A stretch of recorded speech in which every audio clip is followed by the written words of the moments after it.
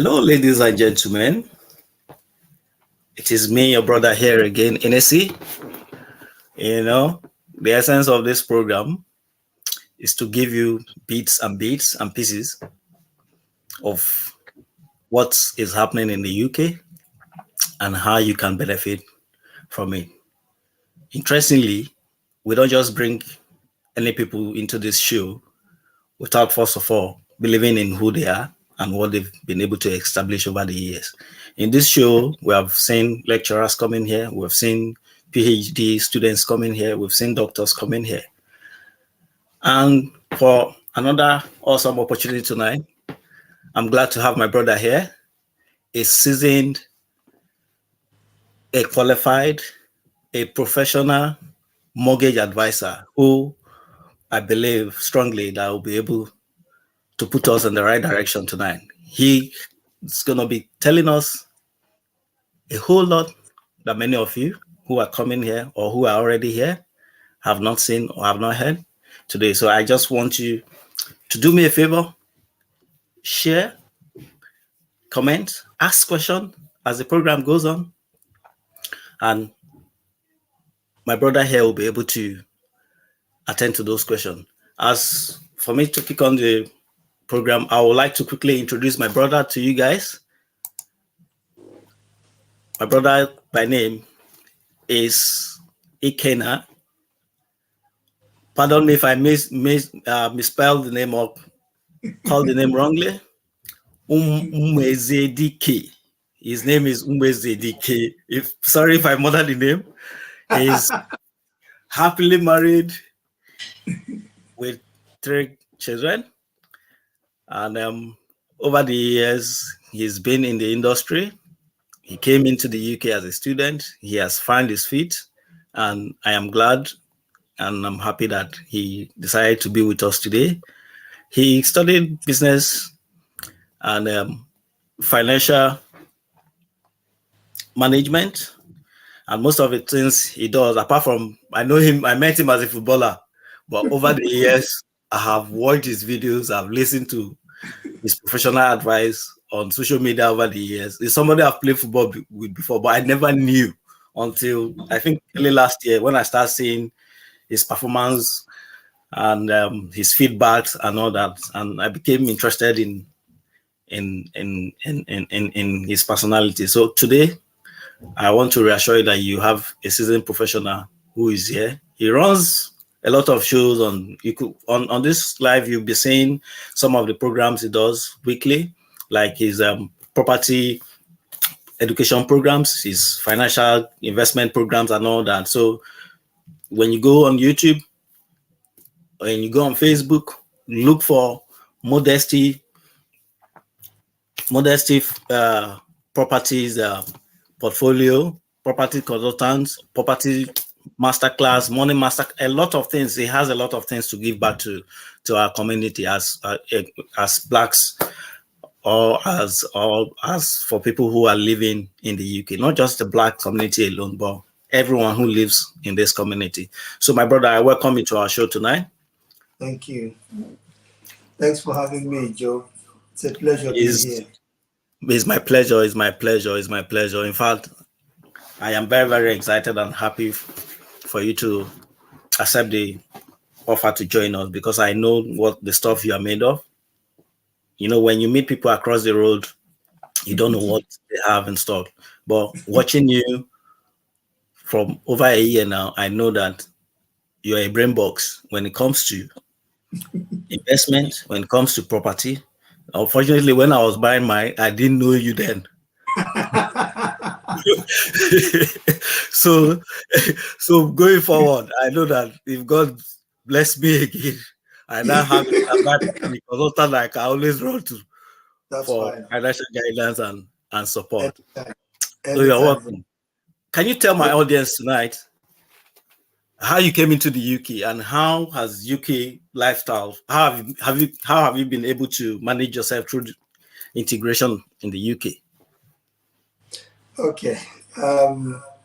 Thank you very much. And first of all, it's a pleasure being here on this platform. And when Job approached me and spoke to me about this program, I'm always open to any educational platform, especially where it's going to benefit a lot of the people who are considered minority ethnic groups in this country. Because I've come to realize that one of the biggest disadvantages we are suffering from, especially people with ethnic minority, is lack of information.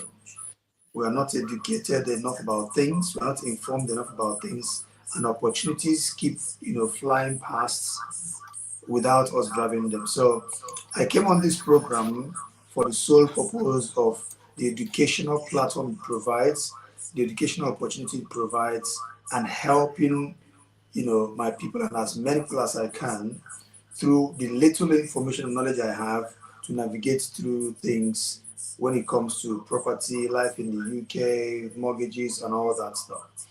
So it's a pleasure being here. So back to introducing myself. Let me do justice to my name. Please, isn't it?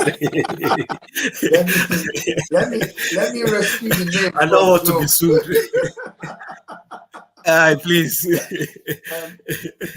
Joe, what I need to do, I think I need to exit the studio from the laptop because it's echoing a lot from here, so that we just focus on Okay, please do that, sir.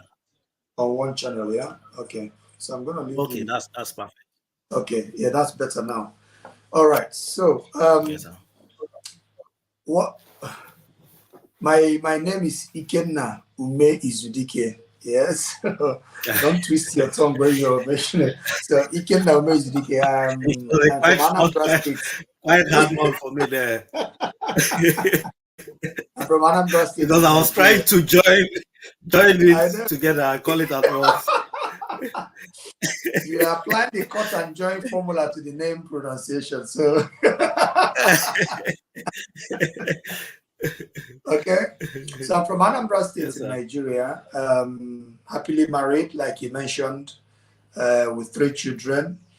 I I came to the UK in 2007 to do my master's degree program, and I did my master's degree in finance and business management. After my master's degree, I made up my mind to settle down here. Uh, Then there was an opportunity for us to have a post-study work visa, which runs for 2 years. When you finish your master's, you get a post-study work visa, which runs for 2 years. I got a post-study work visa, and after the 2 years, I started applying for work visa again to enable me stay and work. So it happened that I was self-employed. In fact, from when I was even a student, I had already set myself up as a self-employed individual. So during the post-study work visa and after the post-study work visa, every visa application I made was on the grounds of a self-employed person. And I became self-employed because I set up a small business. Then I was working with some companies at the time. I started out as a security subcontractor, where I do get security contracts, and then I get people on site who work for me as security guards. We're managing tens of sites and lots of sites. Then a lot of people who came to this country as students then really benefited from that, because I was doing that even as a student, as a security Wow. subcontractor. We're getting Wow. that contract, and then we're giving people jobs to go and man some, especially construction sites, mainly construction sites and schools and all that. So we're getting that contract from security companies, and we were getting people to site and giving them those jobs to do. And trust me, a lot of students who came here at the time, some of them used the money from that job to pay their school fees. Some bought Wow. cars, some were paying their rent, living normal lives, because at the time, every single one of them also was also being paid as self-employed. So they were responsible for their taxes. So we worked together with a lot of Nigerian students and African students and students from the ethnic minorities. Then, in fact, then to the way we were helping ourselves, some students who didn't even have cars to get to sites, I was merging them with students who had cars, and I would say to them, pay them small money for fuel, and if they are traveling in your direction to go to their own sites, they will just branch, drop you off on your own sites and go to their own sites. When they finish in the morning and they are driving back home, they'll come to your site, pick you up again, bring you back home. So we're all helping each other with that carpooling system. And those who didn't have cars were able to go to some. We were traveling as far as Corby, as Northampton, going to Stevenage. We're getting sites even in West Bromwich, Albion, loads of places, Coventry. We're getting contracts all over the place in the country, and we were getting our friends, our brothers, our sisters, our people down to those sites. So that was my first stint at being self-employed. And from that moment on, I made up my mind that I was going to become self-employed, that even if I'm going to do anything else, I'm going to do it on a self-employed basis, because it gave me a lot of freedom and it gave me a lot of flexibility. And as a student then, I couldn't really tie myself down to any 9-to-5 job, any permanent job, because I was a student. So I needed something that was good, that would give me some kind of flexibility and enable me manage my time very well. So that opportunity presented itself, and we did that. So from then on, I now got onto I got the post-study work visa. That expired, and I applied for the work visa. But trust me, it wasn't easy. On 2 occasions, I applied for a work visa. On 2 occasions, I was denied the visa. Okay, so on those 2 occasions, I had to take the government to court to fight the denial of my visa. So the first one, they denied the visa. That visa was supposed to be, a 2.5-year visa, and they denied me that visa.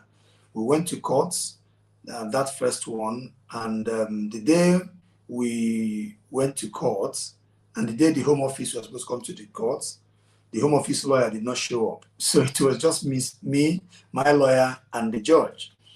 They waited for the Home Office lawyer, they didn't show up. The judge said, okay, since the Home Office lawyer did not show up, I guess I just have to take your documents, go and do the maths. If your maths adds up to, because it was all about my income at the time. He said, if your maths adds up, I'll pass a judgment. So he went, did his thing, and it added up, and I received a letter saying that I've been granted the visa. So that first 2.5 years, we won that appeal, and then we went, after the 2.5 years expired, we applied again for another 2.5 years, and they denied me the visa again. So, and I was like, oh my God, not again. Am I going to have to do this again? But I had to do it. So, but in between the first time they denied me the visa and me winning the appeal, trust me, it was more than a year before all the process got completed. And then they gave me that visa, and it ran for another 2.5 years. Now, the second time we applied, they denied me the visa again. We started the appeal process again. That again ran for another 1.5 years before the process would complete. And if you are in that situation, one thing you are really going to suffer from is that sort of difficulty in securing any kind of job. Because once your visa expires and you are awaiting a decision and there's an appeal going on, some employers will not want to employ you, because as far as they are concerned, there is no documents to show that you are eligible to work in the country. Even no matter how you try to explain that there's an appeal going on, so you are technically not illegal. But as long as there is no document to show that you're legally permitted to work in the country, it becomes very difficult for you to secure any job. And that was where my self-employed status became very, very handy for me. Because then I didn't find myself in a position where I had to be begging my employer to accept me into work and to give me a job, because I have an appeal going on. It affected my wife on one hand because my wife was, working, but because she didn't have the papers at the time, and because she was dependent on me. So if I don't have the papers, she will not get the papers. So it affected her a little bit. So it had to be like only me earning the money that we need in the country to survive. And she would ordinarily want to be working to support the family financially, but she couldn't. So we had to endure that 18-month period where there was absolute uncertainty surrounding our stay in the country. Now, when the appeal got to the point where we now had to go to court, in that second appeal, the Home Office lawyer showed up. So we went into the courtroom, and the argument between the Home Office lawyer and my lawyer was going on. And one funny thing, the Home Office lawyer said to the judge, when the judge said to them, what makes you think this person doesn't deserve to get, this visa? Why do you want them denied the visa and deported back to Nigeria? Then I had one child and my wife. So the Home Office lawyer came to and said to the judge that, look, this guy says, because then I was running a small shipping company, a logistic company, where I ship things for people from the UK to Nigeria. I still run that business now, but it's part of my modesty business. So the Home Office lawyer said to the judge, this guy runs a business here. Why can't he go to Nigeria and run the same business? Does he have to run that business here in the UK? Absolutely no. He can go to Nigeria and run that business. He doesn't necessarily have to run the business here in the UK. And secondly, he said to the judge, he's got one child and a wife and just himself. They're just a family of 3. It will be easy for them to be bundled back to Nigeria. It's not going to be difficult for them to be deported because they're a small family. So there's no big deal about it, and the inconvenience of deporting them wouldn't be that much. I couldn't believe what I was hearing in the courtroom. So, and I was like, within me, I said, is this really the best argument this lawyer can come up with? That myself and my family were easy to deport. Therefore, they should just deport us because we're easy to. That's all the point they had. And then because my business, she said, I can run that business in Nigeria, and it shouldn't be a problem. So gladly, the judge gave me an opportunity to respond to that. And the judge said, gentlemen, how do you wish to respond to the lawyer's assertion that your business can be run in Nigeria and you don't have to be here to run the business? So I said to the judge, okay, that first of all, before you set up a business, that you need to do analysis of that business and identify if there is a need and if there's a problem that business can solve. And then identify who has the problem and how you can solve that problem. And you provide a solution, and then you start solving the problem. So I said, my business as a logistics business owner is to help people who ship things from UK to Nigeria to package their things and send it to Nigeria for them, and I get paid. So, and I said, the Home Office lawyer said, I can set up the same business in Nigeria. But then let me ask the Home Office business lawyer, when I go to Nigeria and set up this business, who's going to be my clients? Who's going to be my customer? Is there a need? Is there the same need for my business in Nigeria? If I go to Nigeria and I want to ship things from UK to Nigeria, people who live in Nigeria don't need my services. People who need my services are people who live here. Yeah, so I've done the research and I found out that these are people. So I cannot set up the same business in Nigeria because it will not solve the same problem in Nigeria. And I could see the judge nodding his head, and we did that and we came out. So I said to the Home Office lawyer, you need to understand how businesses run, right? You don't just set up any business anyhow. And by the way, if I go to Nigeria and set up a business in Nigeria, it will take me more than 5 years to find my feet because I'll be a new business in Nigeria. So it takes more than 5 years to find my feet and begin to make a profit. So within that time, they have forgotten that you are an experienced, trained business consultants, financial consultants. Exactly.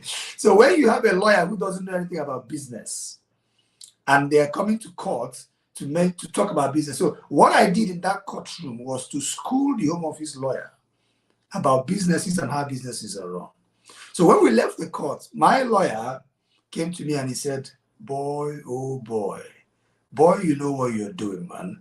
You just went in that court and you schooled that lawyer and taught he was in a business school. The lawyer says she was in a business school in that courtroom and she will not forget the lesson you taught them about business today. So before I even got home, the lawyer that came to represent me has called the senior lawyer in their office and told them everything that happened. Before I got, the senior lawyer put up and called me on phone. I said, I heard you went to the court and you delivered a business masterclass. And she said to me, boy, well done. And she said, even before the judgment is delivered, I'm going to tell you that this judgment is going to be in your favor. Because the impression you gave in that courtroom is to tell the judge that you know what your business is all about. You're not pretending about business. You're not saying you're a businessman and you're not a businessman.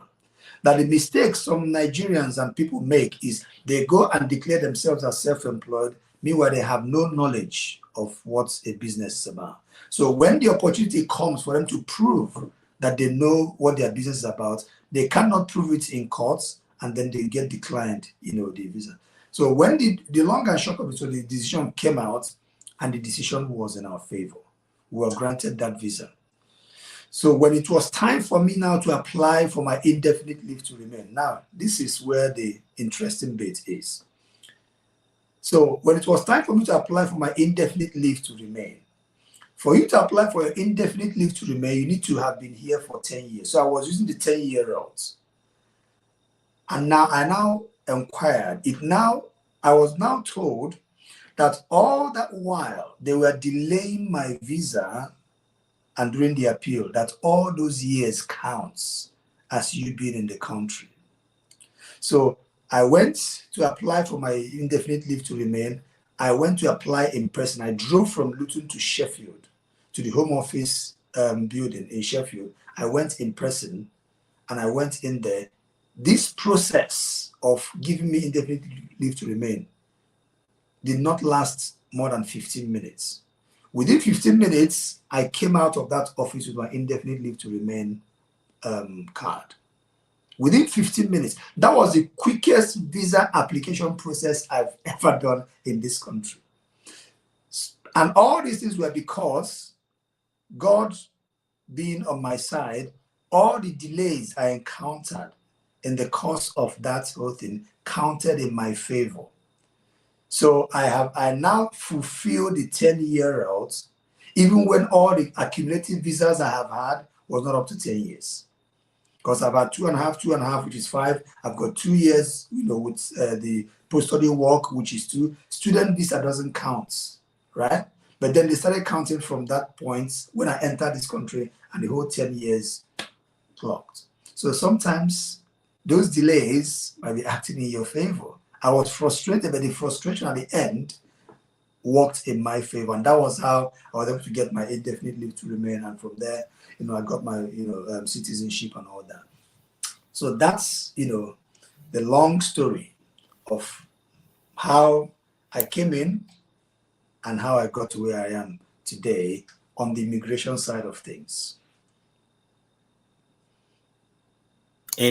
Interesting. You've in fact, you've summarized every other questions I intend or plan to ask. You've summarized all of that. I think what we'll do today is just to go straight to the financial aspect of things, because most of the questions I was planning to ask you, your integration, how you maneuver yourself around the immigration, how did you get acquainted with the cultures and all that. You've been able to excellently give me the right answer. And these are the informations that people really need, because one, when you come to a new country, you don't just go along. You look at the specific needs. You started by the car business, the security business, I know the pressure to pay bills oftentimes makes us to cramp ourselves in a particular setting that God has not designed for every one of us. Like I tell people, the what's it called, the CARE CARE stuff is not meant for we black. So, but when all of us come here, that's what we're being pushed into. So I'm very happy that at least somebody who is listening tonight or who is going to watch again will be able to see that somebody actually came to this country and did not do every other thing that everybody are doing. He looked at the system in place. And that's one thing I love about Igbo people, like they said. Take an Igbo man to a dry land, come back in next 2 days, vegetation in that land. Just to chip in something here, that cargo business of shipping things from UK to Nigeria. When I came to this country, I came to Luton. There was a very big black and Nigerian African population here. So I now noticed that people go from Luton to London to go and ship their stuff to Nigeria. And there was no service like that in Luton. So people were asking me questions. Oh, I want to ship something to Nigeria. And do you know anybody who does that in there? I said, I don't know anybody. Even when I wanted to ship something to Nigeria, I knew nobody in Luton that could do it. So people were traveling to London. What I now did was I now said, so when people asked me about shipping to Nigeria, I just said, I can do it. And as at the time I was saying I can do it, I have no office. I have no warehouse. I have no idea about the business. But what I did was that the company that I used to send my stuff to Nigeria in London, I went to them and I spoke to them. I said, what if we work in partnership? And I bring things from people who are in Luton and bring to you here, and we get some kind of arrangement on how to pay me. We work as a partner. Let me be your outlet in Luton. And I said, there are so many Nigerians in Luton who want to ship things, and they have to travel all the way down to London to do it. Wow. So let me do the traveling for them and let us work out something. And they said, fine, let's do it like that. So what I was earning from that as a commission was not that much, but it was for me to establish some kind. And then I established that. People who were not coming to me, I was not taking those things from them, and I was taking it to that company in London, and I was just taking commission of that. Very small commission. But then gradually the popularity started, people started knowing me in Luton as somebody who ships things to Nigeria. You did two things there: partnership and networking. Exactly. And these are what business are all about. It's not always it's if it's not me, then there's no other person. It's that combination. And that's, if you look at the Indian society. In one of your masterclass I worked, you talked about how the Indians community, their investment in terms of the housing, they have even the higher rate of people who owned houses that are not on mortgage at the moment. And I said, wow, how can that be? Why? Because they are able, when their brothers is coming here, they are able to show them the route, how to do things in this country. When you go to most of their shops, they will tell you, we don't take cards. Honestly, they tell you, we don't take cards here. Say, go to there's ATM around the corner there. They support each other, and they can colonize a particular territory, and they own that place. And that is one thing I love about them. So the other thing is identifying a problem. Yeah. So when I came in, I identified a problem that people had to travel, and then I tried to find a solution. So the inconvenience of traveling from Luton to London to go and do that shipping. What if you could pay a little bit more than what you would pay in London to ship that thing? Because you are having to ship it, you just need to bring it. I was using my house as a warehouse. Just bring it to my house. I didn't have a warehouse, so they'll bring or I'll come and pick it from their homes. So I was offering a pickup service, or you bring it to my house, however I wanted to do it. So I knew the day the company in London were shipping things, so I made sure that people brought the things to my house before that day, and I'll take it to London. So what they were paying to me was slightly more than what they would pay if they went to London. But the alternative to that was driving all the way down to London to go and do that thing. So if somebody would do that running for you, and you don't have to drive into London with all the traffic, and you pay them slightly more, why wouldn't you do that? So that commission and what I was earning on top was because I had to do that travel for them down to London. So I identified that problem, and then before you know it, the popularity started growing in Luton. When I ask, oh, do you know anybody who does shipping to Nigeria? They will say, Ikenna does shipping to Nigeria because he's done mine. So that was how I started that business, and gradually we got an office, and then we got a warehouse, we got a storage, and it became our mainstay business. The office I'm staying in now, I've been in that office since 2012. Yeah, and that's still where I run all my businesses from. So it's that partnership. So it's that partnership and identifying a problem and then trying to find a solution. And I must be very honest with you, it was not easy. Building a business in this country is not easy. I know. Building a business, and you have to be patient. There were times I was really financially down because as somebody building a business, I don't have any full-time job. And I deliberately didn't want to have a full-time job because I wanted enough time. So any job I went into from then on was an associate job, a partnership job, or something like an agent to somebody. And I said, I cannot go into a full-time job. The only time I attempted, there was a time I was desperate. Yeah, I was really financial. I was desperate, and I attempted getting a full-time job, and it was going to be one of the major high street banks. I had passed all the interviews, and then the final interview that we needed to go, I had to drive to High Wycombe to go for that final interview before we get handed the job. So went for that final interview, and then in the end, they sent me a letter to say, unfortunately, we had to pick somebody else. And that was the only attempt I've ever made. And after that attempt, I said to myself, even if heaven is falling on this my business, I'm not going to get any full-time job. I'm going to work and build this business to the point where it will be sufficient to feed me and my family. It wasn't easy, but we had to be patient and go through it. Wow, that's a lot to unpack. You see, it's nice hearing from people who have lived here over a long period of time, because every segment of the years that they've lived here taught them a lesson, and they grew from that. Like what's it called? A pack of cards. They keep laying those cards daily, monthly, yearly. So I'm very excited that you've touched virtually every areas I want to talk about.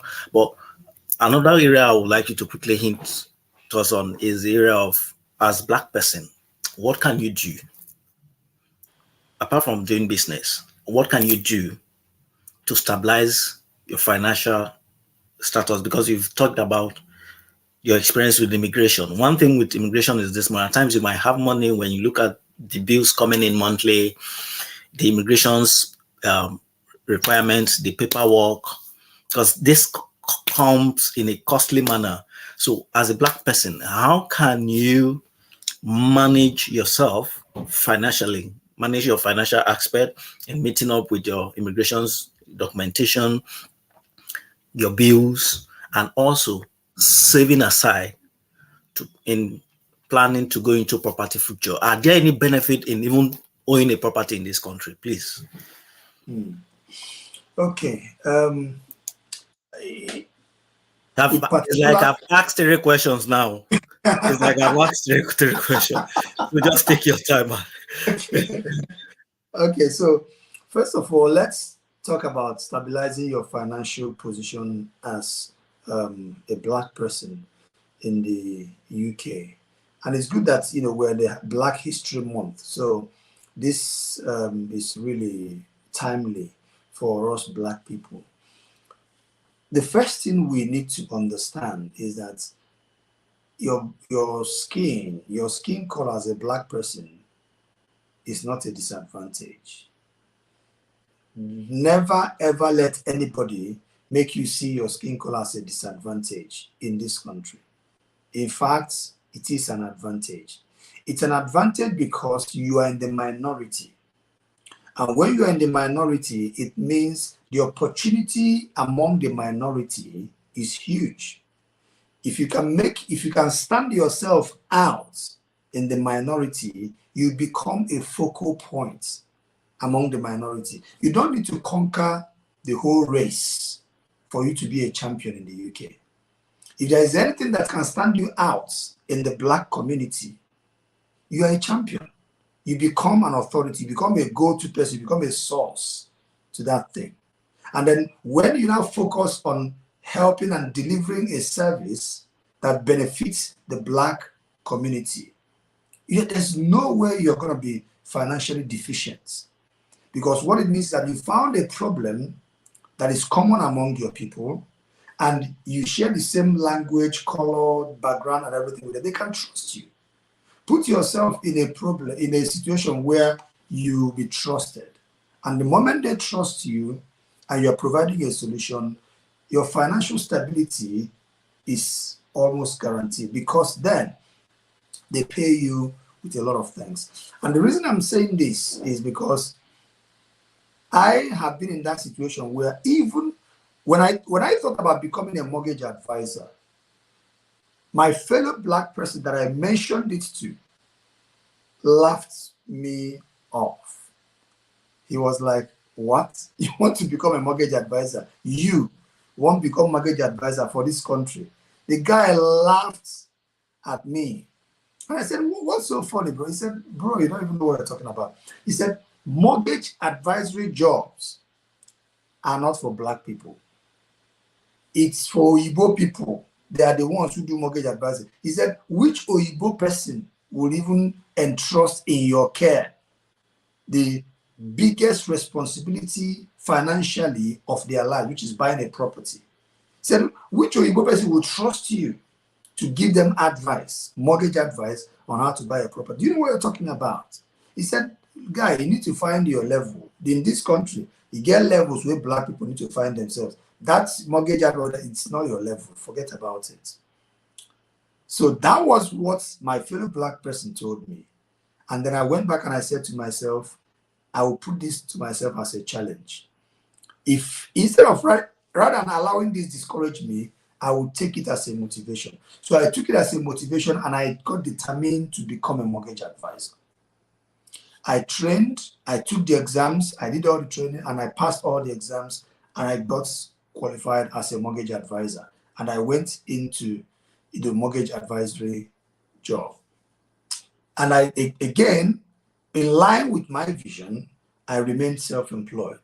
So even when I was negotiating my mortgage advisory role with employers, I said, I want to be employed as a self-employed person. Tell me what the terms are.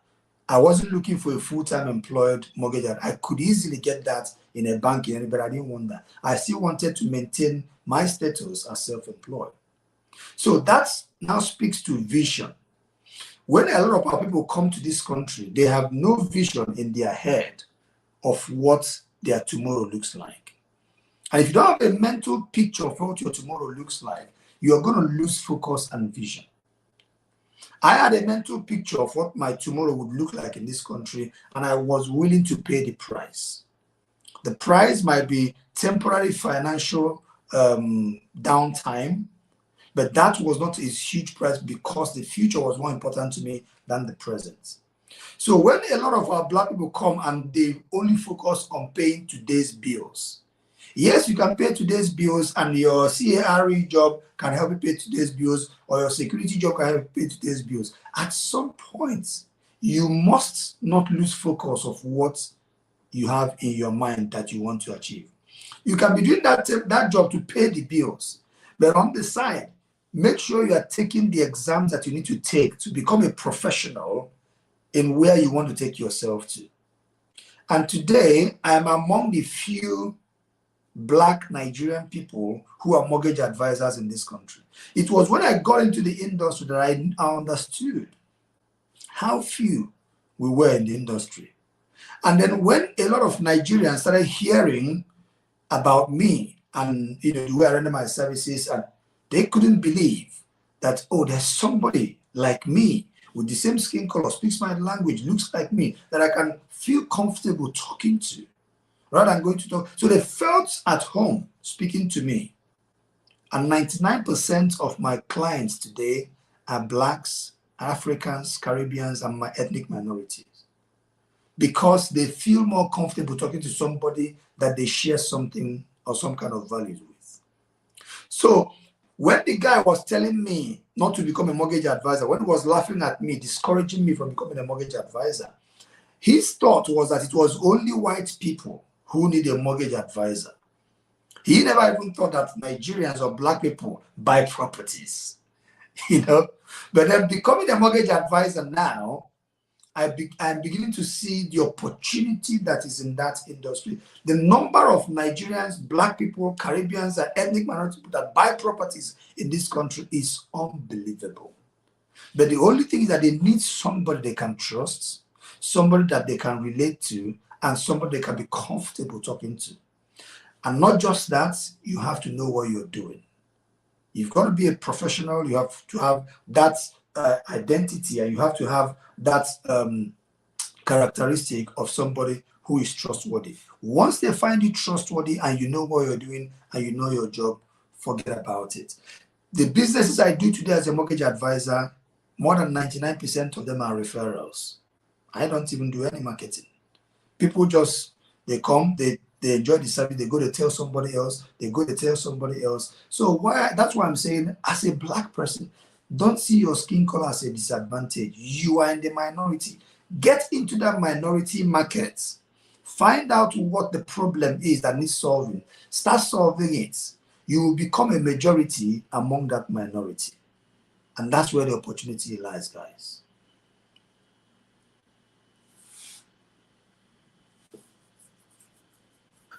Remain one part of the question. Okay, which parts?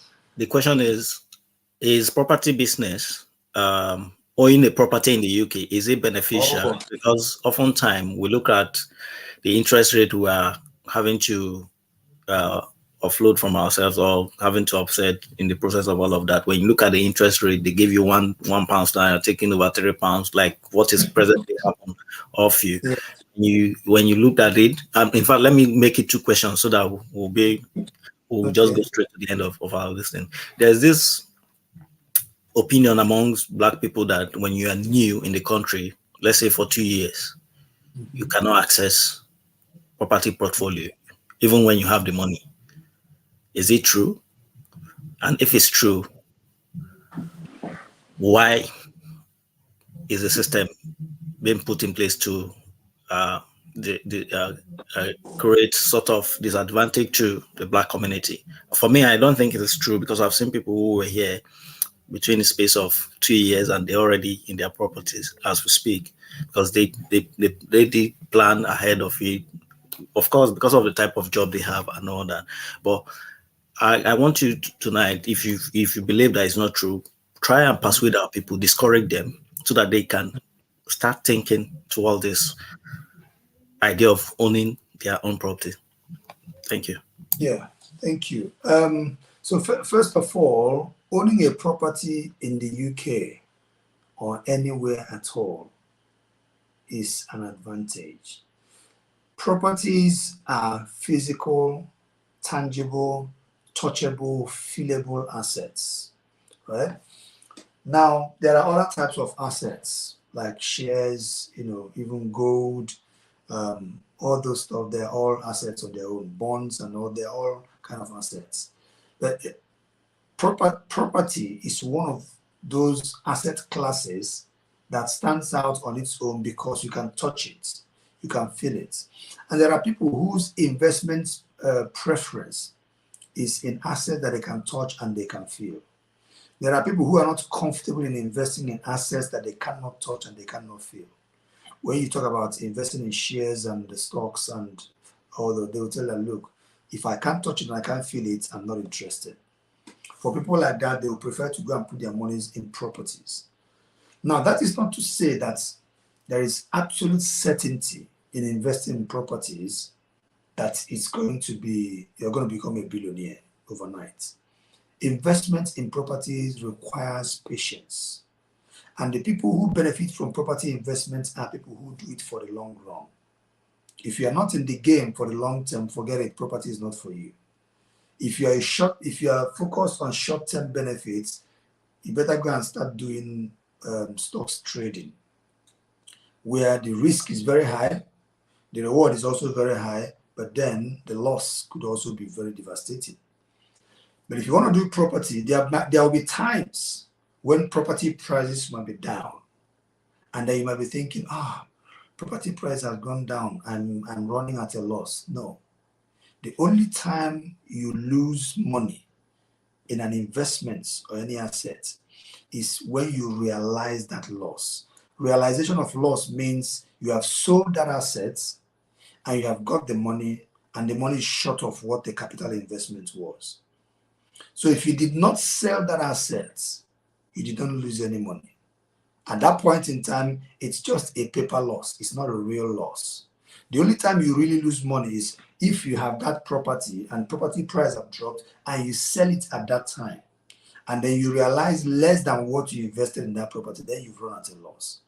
But if it's just a case of the market fluctuating up and down at that time, don't even pay attention to it. Just leave it there. So that's one unique thing about property. People who don't understand that the property game is a long-term game are people who bother themselves a lot about property news every single day. So for Black people in this country, when I came into this country, I did not understand, I did not realize how important it was to really work towards getting your own property. Because I think at that time, it was actually easy to rent. But now renting has become even more difficult.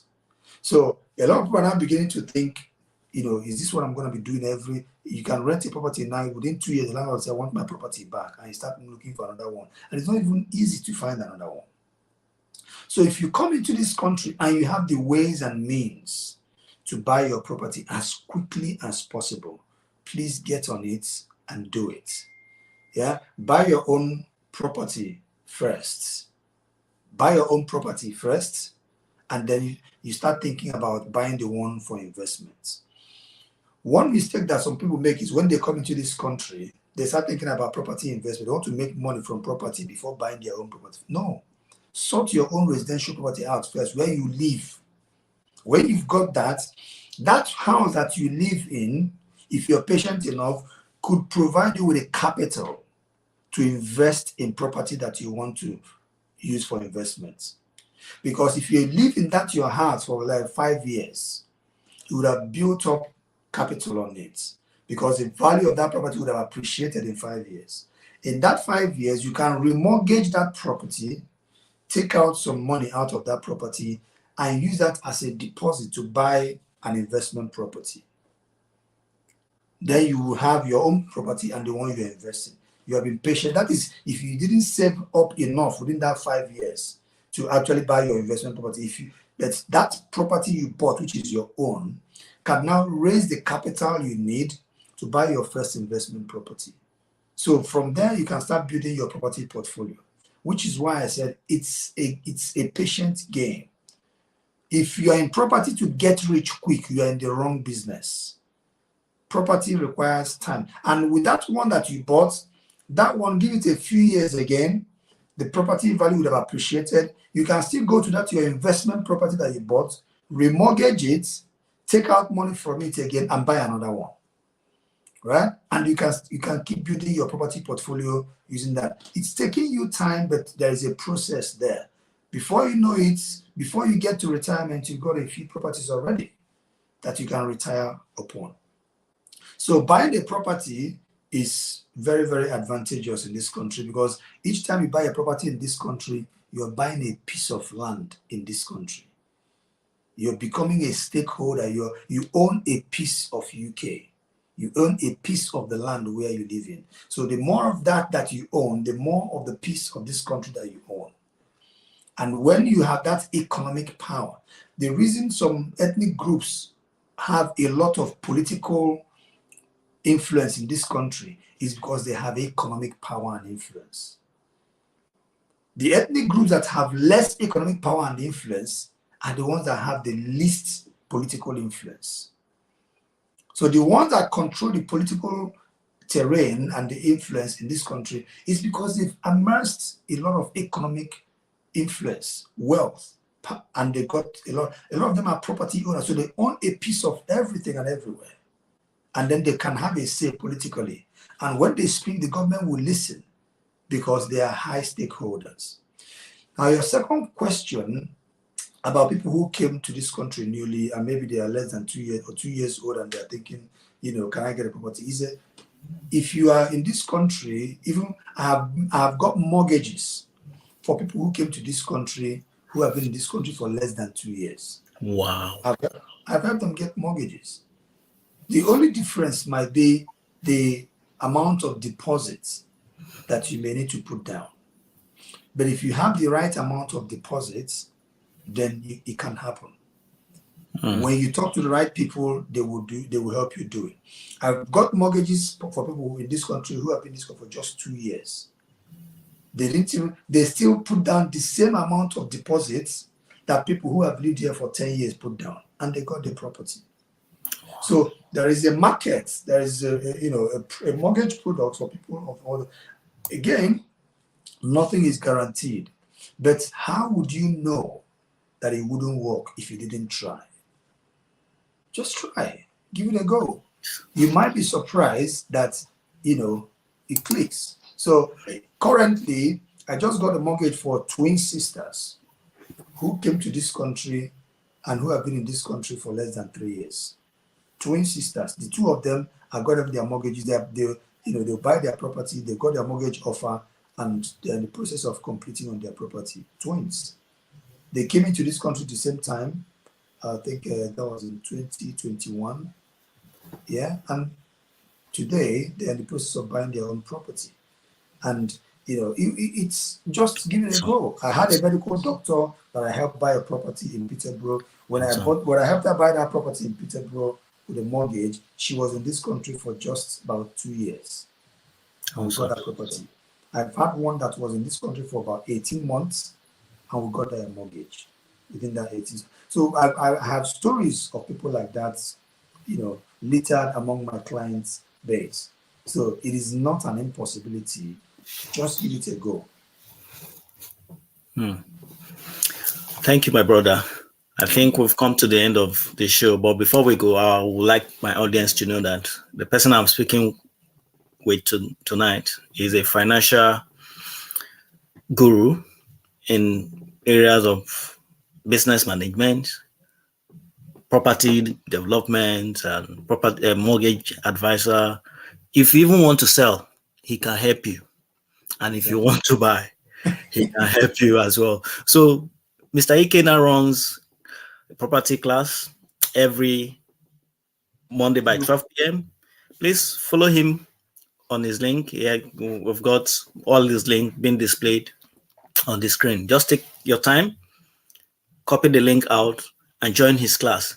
This man has a wealth of experience that, as an immigrant who is here, who is still trying to find their feet, who is still trying to navigate the settings, his wisdom, his nugget, his financial nugget in savings and properties, ideas and all that can accelerate your financial development in this country. Thank you, my brother, for having you, for joining me tonight. Thank you very Honestly, much. I'm happy and excited that we've been able to do justice to some of these issues surrounding owning properties in the UK. And sorry for all the network glitches we experienced. No, not at all. I mean, we got there in the end. That's the most important thing. And thank you very much. So just to throw more light on the links and the program we run. So on Mondays, 12 o'clock, we run a program we call Modesty's Money Masterclass. It's on Facebook. There is a group called Modesty's Money Masterclass Facebook group. You can go on Facebook and search that group and join the group.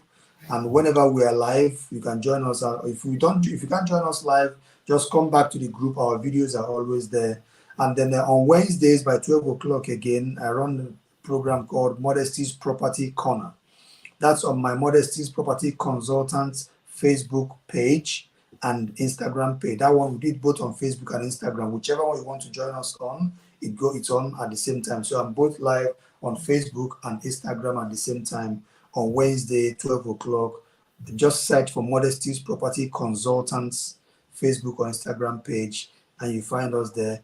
You just follow the page, and you know, put the notification button on. Whenever we're on, you join us when we're on. I look forward to seeing you guys. Aside from following him, if you are in need of property, consult with him. He came to me today without asking me for a penny. Well, this is what he does, where they will even have to give him a brown envelope before he can speak. But because of the love he has for all of you, he has decided to spare this over an hour with us to share more light on how you can quickly make progress in this country. So he is doing it out of love for every one of you, and I truly want to appreciate my brother for joining me tonight. Thank you. Please do enjoy the rest of your evening. I believe strongly that if I call you again, you will definitely help us. And talking about your class, I will personally be broadcasting your class each time you are on. All those links right now, I'm going to be clicking the notification so that I will receive alert when you are on and stream straight out as you are on live. Except I'm in class or I'm not around. Once I see that notification, I'm just going to click the button for my audience to have an opportunity to know what is happening, because you already own the system. You know how the logic around it. So I believe that a lot of our people will take advantage of those experience from and draw from your reservoir of knowledge. Thank you very much. Thank you.